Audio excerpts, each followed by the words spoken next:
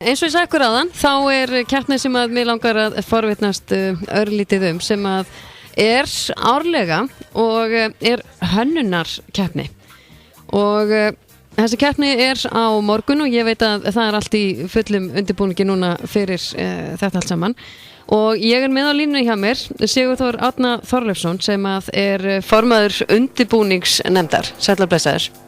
Sæll. Herru, þetta sem sagt keppni hjá véla- og iðnaðarverkfræðinemum Háskóla Íslands, eða ekki? Það rétt. Já.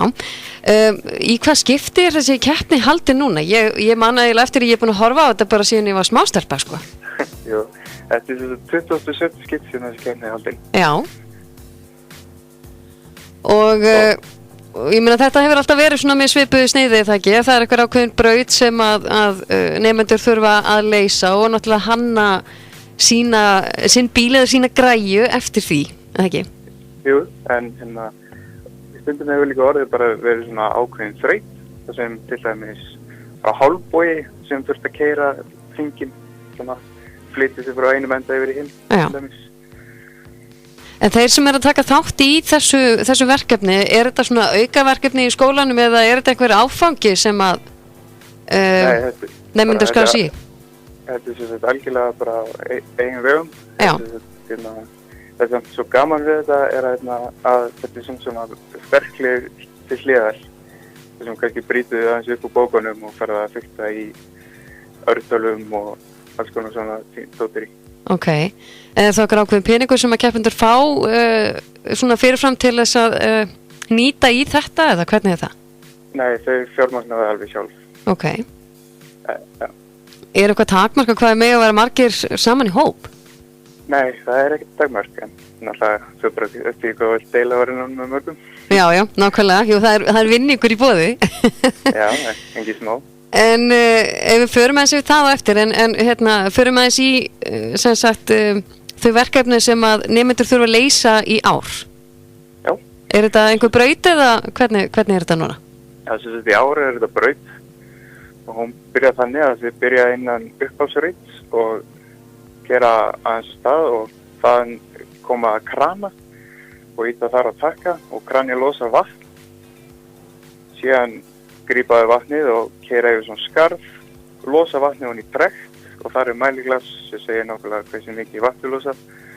Síðan komaði sér yfir svona gróft hraun með sandi og mjög erfitt að komast hjá og síðan faraði upp svona skáhallandi plan úr grind svona og staðnæmist upp á palli í endanum. Og nú spá maður svona aðeins í því, sko, það vantarlega ákveðin taktík sem að þarf að vera á bakvið þetta, hvernig við ætlar að fara því að láta tækið náttúrulega að leysa þessar ákveðnu þrautir. Já. Og maður tekur eftir ef sumir hafa kannski þurft að byrja eitthvað eins aftur eða ekki náða að losa bolta eða eitthvað svona hvernig sem það hefur verið. Og þá náttúrulega koma náttúrulega bara einhver mínustig og eitthvað ef ná ekki að fara alla leið. Það þannig það ekki? Jú, það fá bara ekki stig. Já, það bara þannig. Já. En hver það sem að sér að búa til þessa braut? Það hann Vilhjálmur hjá okkur í tæknimaður hann vinnur hjá Háskóla Íslands. Ok, hann með svona ákveðna taktík á bakvið þetta? Já, hann búinn að vera að smíða þessa braut til því senstu 4 eða 5 árin. Já, það munar ekki það?